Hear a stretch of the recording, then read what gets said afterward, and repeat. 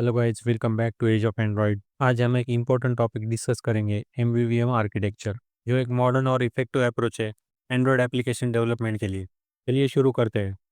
तो गाइस, एमवीवीएम का मतलब है मॉडल व्यू व्यू मॉडल। ये एक डिज़ाइन पैटर्न है जो हमारे कोड को मॉड्यूलर और मेंटेनेबल बनाता है।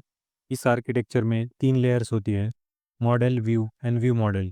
तो चलिए इन लेयर्स को डिटेल में समझते हैं। सबसे पहले व्यू। व्यू रिप्रेजेंट करता है हमारे यूआई कंपोनेंट्स को, जैसे कि एक्टिविटीज़ और कंपोजेबल फंक्शंस।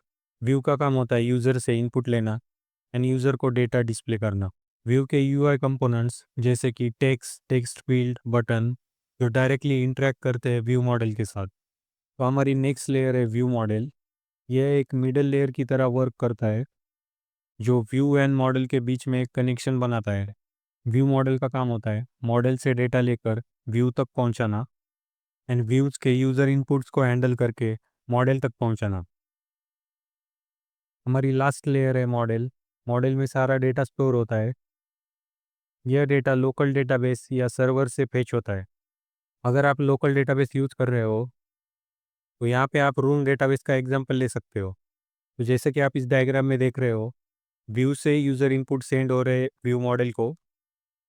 व्यू मॉडल उसी इनपुट के बेसिस पे मॉडल को डेटा के लिए रिक्वेस्ट जा रही है। देन मॉडल उस रिक्वेस्ट के बेसिस पे डेटा सोर्सेज से डेटा फेच कर रहा है एंड वो रिजल्ट व्यू मॉडल को पास कर रहा है। देन व्यू मॉडल उस न्यू डेटा के साथ व्यूज़ को अपडेट करेगा। तो चलिए अब हम एंड्रॉयड स्टूडियो में एमवीवीएम का फोल्डर स्ट्रक्चर बनाते हैं। तो सबसे पहले हम जाएंगे प्रोजेक्ट में, देन हम जाएंगे कोटलिन प्लस जावा, देन हम जाएंगे इस फर्स्ट पैकेज में जहाँ पे हमारा एक्चुअल कोड रहेगा। तो इस पैकेज पे हम राइट क्लिक करेंगे, देन हमें जाना है न्यू पे। हम न्यू पैकेज क्रिएट करने वाले हैं, तो हमें यहाँ पे सेलेक्ट करना है पैकेज। तो हम इसको नेम सेट करेंगे व्यू मॉडल।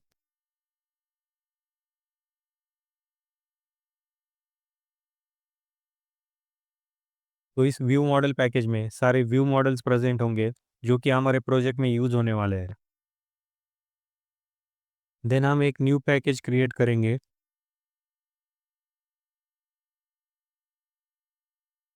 जिसको हम नेम सेट करेंगे डेटा।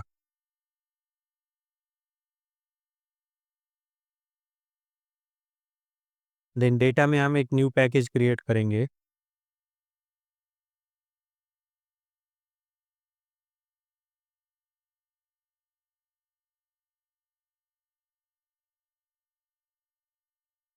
तो इस मॉडल में सारे मॉडल्स प्रेजेंट होंगे जो भी हमारे प्रोजेक्ट में यूज़ होने वाले हैं।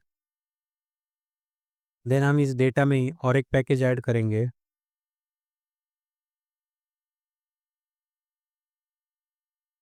रिमोट।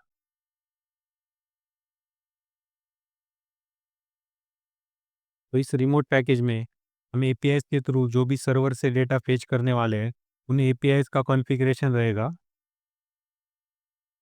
देन हम डेटा में ही और एक पैकेज ऐड करेंगे, रिपॉजिटरी।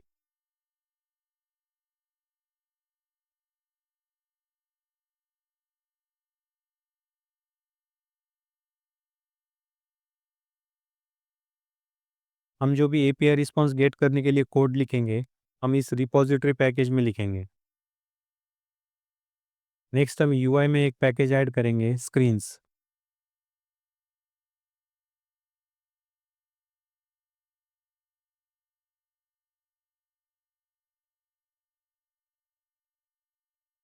हमारे प्रोजेक्ट में हम जितने भी स्क्रीन्स यूज़ करने वाले हैं उनके लिए हम सेपरेट कोटलिन फाइल्स क्रिएट करेंगे और उन फाइल्स को इस पैकेज में ऐड करेंगे। जैसे कि हमने लास्ट वीडियो में एक लॉगिन स्क्रीन के लिए कोड लिखा था, तो यहाँ पे हम उस लॉगिन स्क्रीन के लिए एक कोटलिन फाइल क्रिएट करते हैं। तो हमें जाना है न्यू पे, यहाँ पे हमें सेलेक्ट करना है कोटलिन क्लास और फाइल।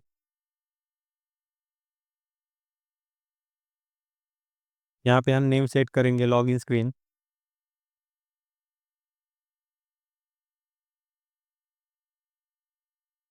और यहाँ पे हम सेलेक्ट करेंगे फाइल।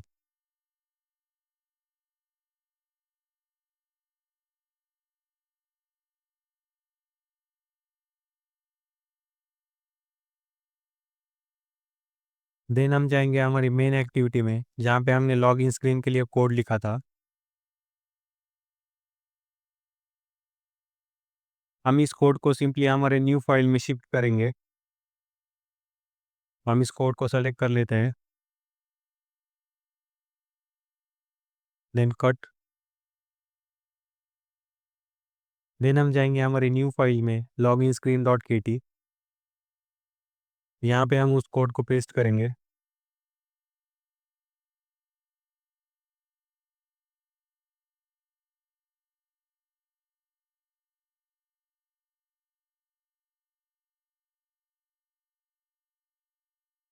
देन हम फिर से हमारी मेन एक्टिविटी में जाएंगे और यहाँ पे हमें सिर्फ अल्ट एंटर प्रेस करना है।